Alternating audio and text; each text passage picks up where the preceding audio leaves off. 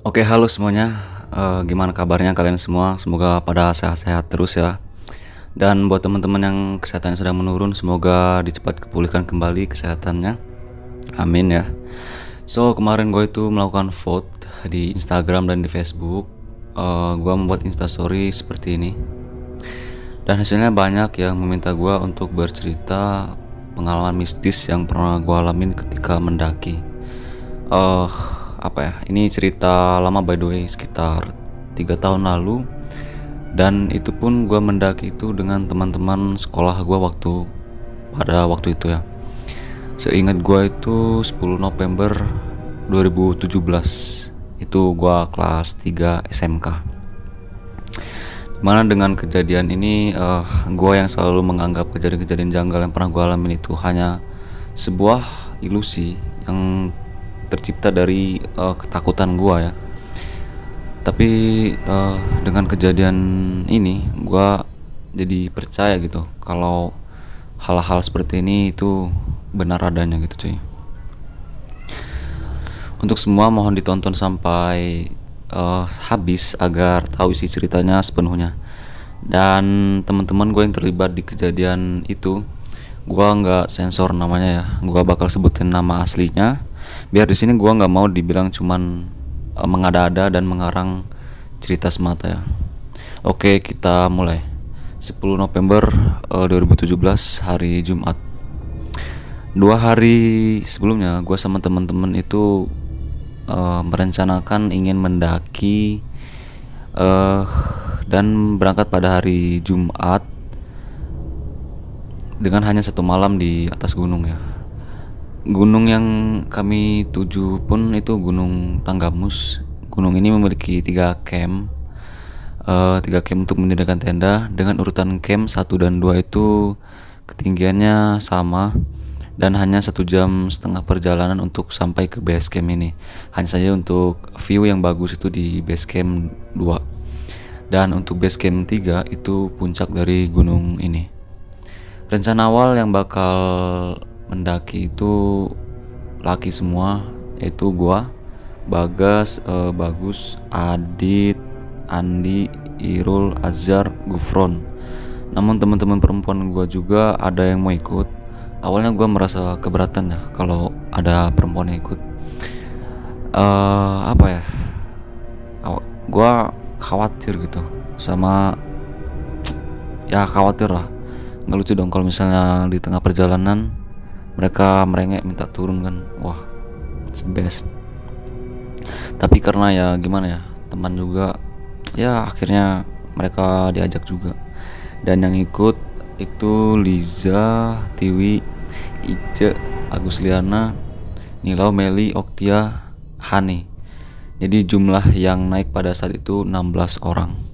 Singkat cerita, kita semua janjian kumpul di rumah Bagus karena emang rumahnya itu pas di depan sekolah. Dan berencananya itu berangkat jam 4 sore. Cuman karena kita orang Indonesia, janjian 4 sore malah berangkat jam 7 malam setelah Isya cuy. Bukan tanpa alasan kami ngaret 3 jam lamanya. Selain menunggu semuanya pada kumpul, kami juga mencari alat-alat untuk camping ya. Karena kami dulu tuh masih nyewa. Dan ditambah lagi motor gue tiba-tiba remnya blong. So mau gak mau gue harus ke bengkel dulu ya. Walaupun yang ngebengkel itu gue sendiri ya. Gue cukup paham lah tentang motor gitu cuy. Lalu setelah Isya kami memutuskan untuk berangkat. Kami sangat buru-buru. Kami memacu kendaraan kami dengan cukup kencang. Ya ini salah sih, kan bawa perempuan juga. Cuman mau gimana lagi cuy, daripada kita makin kemalaman kan di jalan. Apalagi nanti jalan rutinnya itu kan lewatin kebun-kebun, sayuran dan hutan lah. Namun di tengah perjalanan tiba-tiba motor teman gue itu ada yang pecah ban. Gue lupa motor siapa, ada yang pecah ban dan ada lagi yang kehabisan bensin di tengah jalan cuy. Untungnya pada saat itu pom bensin itu dekat ya. Rombongan kami terpecah jadi 2 ya, dan ada yang duluan, ada yang menunggu Sampai akhirnya berkumpul lagi di tempat penitipan kendaraan itu jam 10 malam. Setelah kami menitipkan kendaraan, kami langsung bergegas jalan untuk mulai mendaki. Semua awalnya berjalan lancar ya, sambil bercanda-canda di jalan, biar nggak jenuh kan di jalan. Sampai akhirnya di tengah perjalanan, gangguan itu mulai terasa untuk gue pribadi ya cuy. Setelah setengah pendakian gue ngerasa ada yang mengintai kami ya. Ada yang ngawasi kami dengan hawa yang negatif. Gue sendiri samar-samar melihat melihat bayangan putih yang suka muncul dan hilang dari pohon satu ke pohon lainnya. Sosoknya mungkin bisa dibilang kuntilanak mungkin ya, karena gue juga samar-samar itu muncul hilang seperti itu. Tapi dari pohon satu ke pohon satunya. Tapi di sini gue tetap berusaha berpikir positif. Dalam hati gue berkata, itu mungkin karung bekas yang digantung, karena memang rute perjalanan kami itu melewati kebun sayuran dan kebun kopi cuy. Selama perjalanan mendaki, mata gue itu nggak bisa diam. Gue selalu melihat ke arah pepohonan sekitar ya, karena jujur antara was-was dan penasaran itu jadi satu cuy. Jadi ya nggak bisa diam, mata gue selalu melihat ke arah pohon. Satu lagi, gue sebenarnya sebel dengan sosok berbaju putih yang mengikuti kami itu cuy. Dalam perjalanan, kelompok kami itu terbagi menjadi dua. Kelompok yang pertama itu jalannya itu lebih cepat, dan kelompok dua itu lebih lambat. By the way, gue di kelompok pertama karena gue pengen cepet sampai gitu cuy, karena udah malam kan. Soalnya pada gue liat jam tangan gue itu sudah menunjukkan pukul 10 malam lewat 40 menit cuy. By the way, di kelompok pertama itu gue lupa siapa aja. Seinget gue itu yang cewek itu Hani, Oktia, dan cowoknya itu gue Bagas, dan siapa ya, jujur gue udah lupa ya karena udah lama cuy. Dan untuk kelompok kedua itu kebanyakan perempuan ya, maklum lah jadinya kalau lebih lambat. 30 menit berselang, kelompok pertama itu kelompok gua sampai di mata air. Mata air ini sebenarnya sebagai tanda kalau camp 2 itu sudah dekat cuy. Hanya saja tinggal jalan sekitar 150 meteran lagi bakal sampai di camp 2. Mata air ini tempatnya serem karena seperti bekas air terjun yang sudah mengering, dan lagi tempatnya itu dihimpun rumpun bambu yang lebat. Makin serem lagi kalau misalnya ada angin gitu cuy. Sekali lah. Ditambah lagi batu-batu besar yang bergelantungan di dinding tebing itu cuman. Dan di mata air ini gue masih merasa makin ramai yang mengawasi kami. But gue cuekin aja ya, sambil dalam hati beristighfar dan baca surat-surat pendek. Dan gue tetap melihat ke arah-arah yang semestinya itu nggak gue lihat gitu cuy. Entah kenapa gue tuh penasaran banget gitu.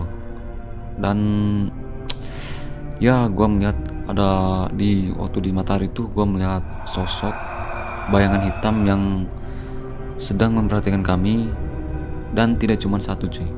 Gue nggak tahu pasti ada berapa karena samar-samar gue liatnya itu, dan ditambah semilir angin yang berhembus pelan yang membuat suasana semakin mencekam, dan bulu kuduk pun auto berdiri cuy, merinding pada waktu itu ya.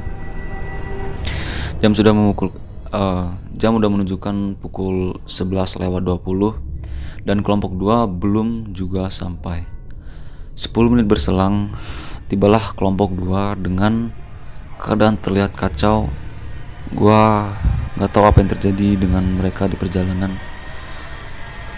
But yang jelas Andi udah ngegendong si Liza. Dalam hati gua, wah, kenapa nih? Gak sempet gue bertanya, mereka langsung meminta alas duduk untuk membaringkan si Liza. Dengan ada yang panik cuy. Paham gak sih lu? Panik dan meminta alas duduk lah gitu ya. Dan si Liza nangis. Nangisnya tuh kayak orang ketakutan gitu cuy. Dan ditambah lagi dia ngomong-ngomong gak jelas. Gua nggak tahu, kurang lupa gua dia ngomong apa aja. Tanpa dijelasin dengan mereka pun gua sebenarnya udah paham kenapa Liza seperti itu cuy. Suasana menjadi panik, ditambah cewek-cewek pada nanyain kenapa ya, jadinya di Matahari itu jadi ribut cuy, terutama ceweknya karena terus bertanya-tanya terus ya cuy. Gua sangat panik ya pada saat itu, sedikit mulai takut juga karena di posisinya ini sedang di mata air cuy. Mata air ini cuy, jangankan malam, siang pun takut tempatnya itu karena memang serem tempatnya.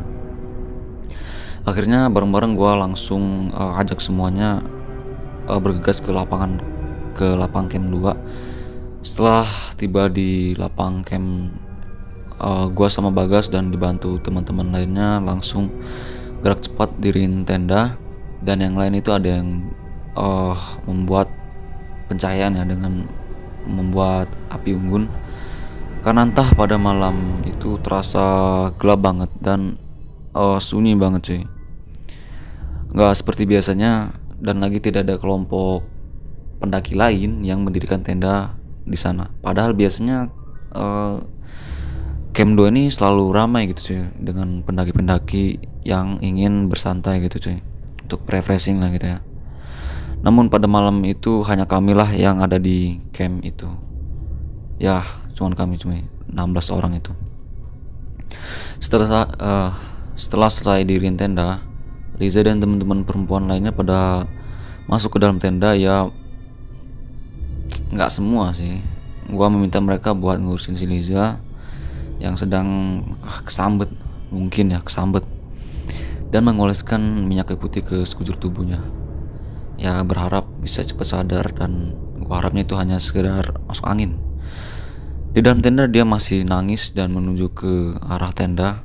Kalau nggak salah dengar ya, dan jelas gue dengar sebenarnya, dia mengeluarkan suara si Liza ini bicara gini, cantik, ada cewek cantik di luar, dan selalu memaksa keluar tenda seperti ada yang manggil, dan dia tuh seperti mengobrol entah dengan siapa. Karena pada saat itu gue nggak nanya-nanya dong, karena emang dia lagi nggak sadar. Sebelum Liza sadar, tiba-tiba Oktia itu di samping tenda, dia jatuh tepat di depan mata gue cuy. Gue langsung lihat di depan gue jatuhnya itu bukan tergelincir atau gimana ya, tiba-tiba plek aja jatuh gitu cuy. Gue otomatis langsung mau ngangkat dia dong, karena ya pengen gue angkat lah karena jatuh gitu kan. Kalian tahu kenapa? Kalian tahu apa yang terjadi? Secara maaf nih, Oktia ini badannya kecil, tapi entah kenapa pada saat itu berat badannya tuh berkali-kali lipat. Gua sendiri nggak kuat angkat dia, padahal kalau memang sehat ya, gua angkat pun sebenarnya bisa. Namun pada saat itu badannya itu berasa berat banget, berkaku dan keras cuy, seperti batu. Ya dia pun diem gitu cuy, pokoknya badannya itu keras gitu, kaku gitu cuy. Akhirnya gua minta bantuan buat ngangkat si Oktia ini. Gua manggil si Bagas dan Gufron. Ya dia diangkat, gua bawa ya untuk dimasukkan ke dalam tenda ya cuy, buat dibaringkan. Ya walaupun gue bertiga ngangkat itu, ngangkat si Oktia, tapi itu masih kerasa kesulitan karena memang pada saat itu badan dia tuh berasa berat banget cuy. Gak lama dari Oktia, 5 menit berselang, Tiwi ikutan nangis cuy. Gue merasa kacau, pusing, panik, dan ketakutan campur aduk lah pada saat itu, karena gue nggak pernah mengalami kejadian ini cuy.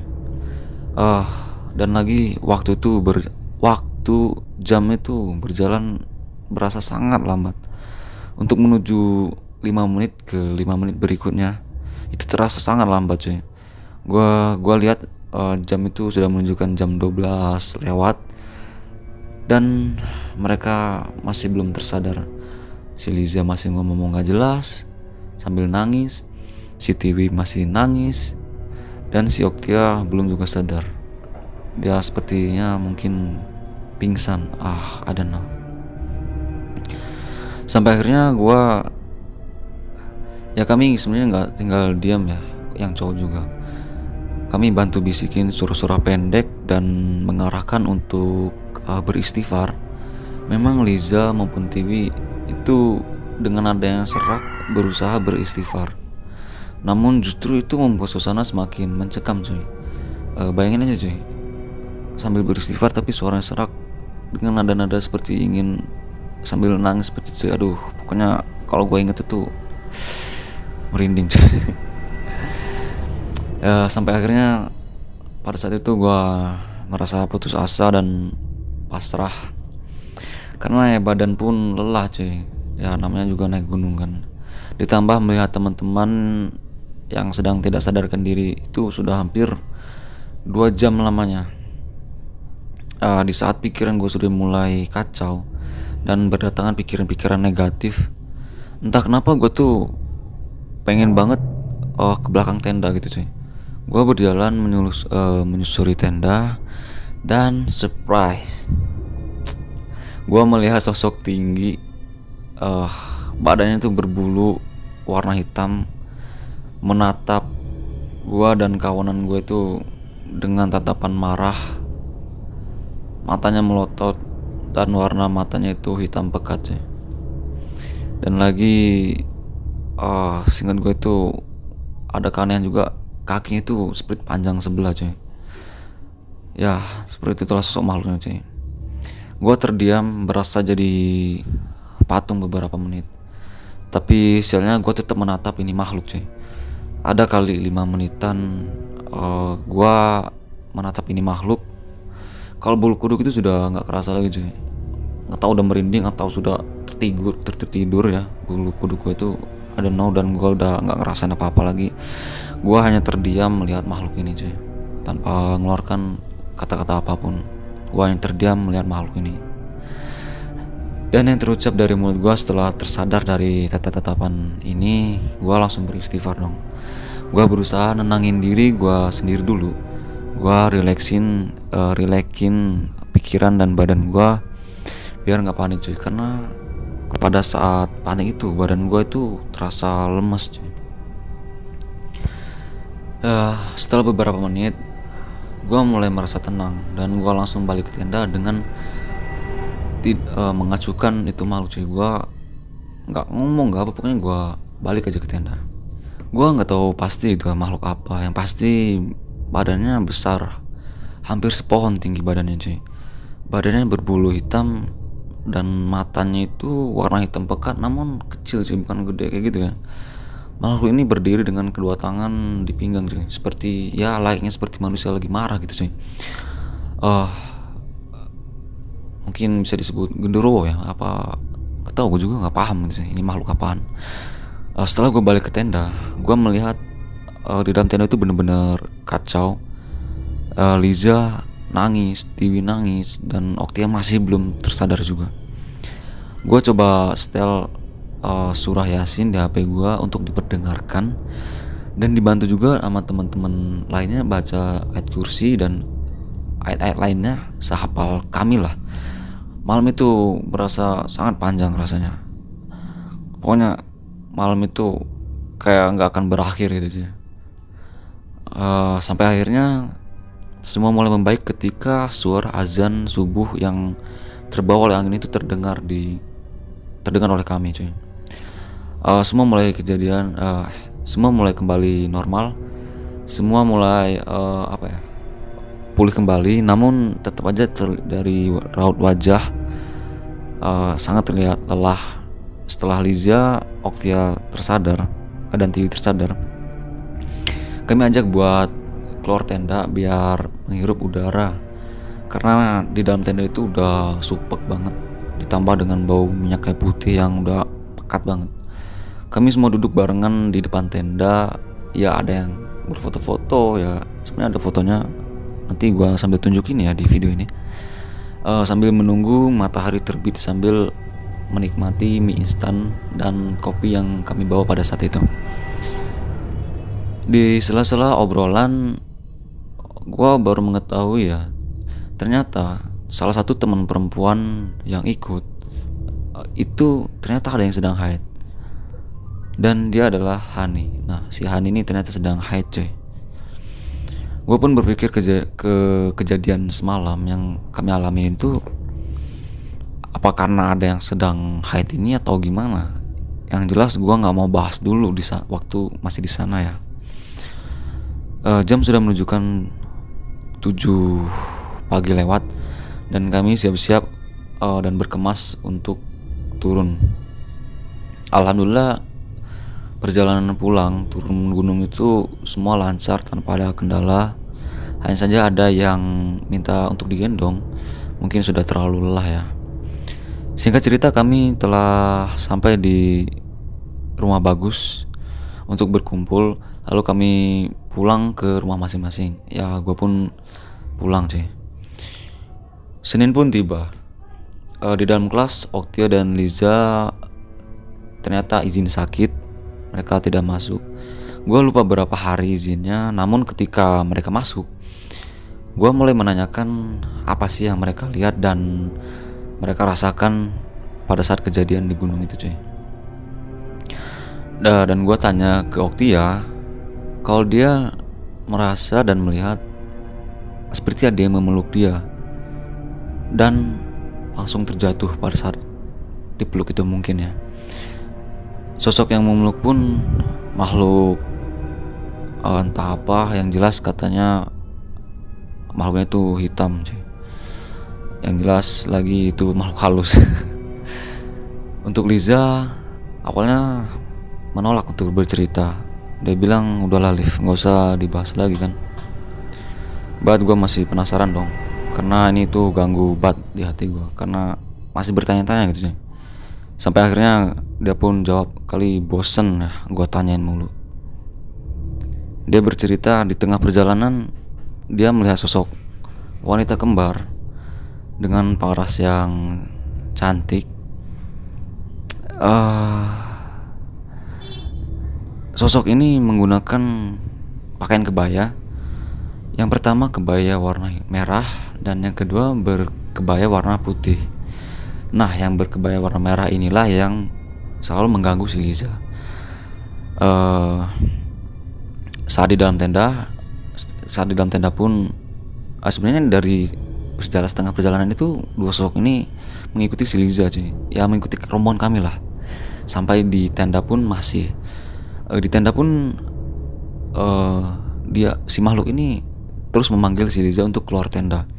Mungkin mau dibawa atau diajak ke suatu tempat, I don't know. Dan untuk yang berkebaya putih, inilah seolah-olah yang melindungi si Liza dari si kebaya merah, coy. Maksud gak sih? Jadi istilahnya seperti yang merah ini jahat, yang putih ini baik gitu, coy.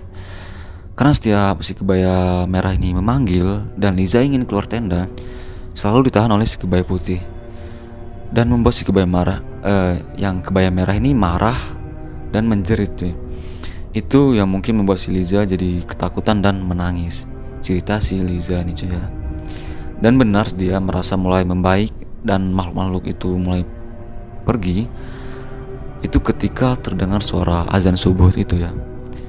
Dan untuk yang masalah teman gue yang haid pada saat itu, Liza pun nggak tahu ya, dan gue pun nggak mau sok tahu menghubung-hubungkan kejadian si teman gue yang haid ini dengan kejadian yang gue dan kami alami itu, sih. Yang jelas dengan kejadian ini gue percaya atau lebih menghargai keberadaan sosok-sosok seperti ini ya. Dan lagi gue masih suka kebayang ya, sampai sekarang gue masih kebayang gitu, cuy, dengan sosok hitam yang gue lihat di belakang tenda, cuy. Itu ngeri banget, cuy. Dan selesai ceritanya, teman-teman. Ya maaf kalau misalnya ceritanya berbelit-belit dan bahasa gue susah dicerna, cuy.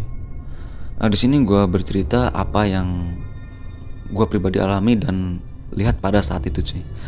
Dan untuk teman-teman gue yang ikut, gue nggak tahu dan gue nggak tanyain apa yang mereka rasain, entah sama atau berbeda apa yang gue lihat, apa yang Liza lihat, apa yang Oktia lihat, gue nggak tahu. Yang pasti mereka memiliki sudut pandang yang berbeda atau sama, entahlah. Yang pasti dengan kejadian ini, oh, kejadian ini yang paling yang pernah gue alamin, masalah mistis kayak gini ya, karena bener-bener gue pertama kali mengalami dan melihat langsung orang yang kesambet cuy.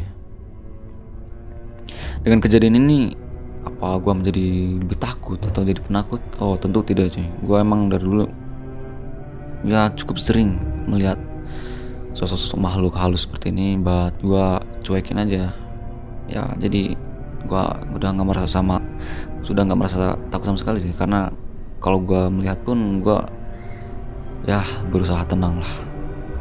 Yang jelas apabila kalian bertemu dengan makhluk yang tak kasat mata, kalian usahakan jangan panik ya teman-teman. Kalau pertama kaget itu pasti ya, but cuekin aja cuy. Nanti juga makhluk-makhluk itu pergi sendiri gitu, hilang sendiri cuy. Dan kalian pun misalnya ketemu pocong, misal nih ya, karena kalian penasaran, terus kalian samperin itu pocong dan kalian bacain ayat kursi di depannya gitu, biar pengen lihat reaksinya si pocong itu, kepanasan atau bagaimana.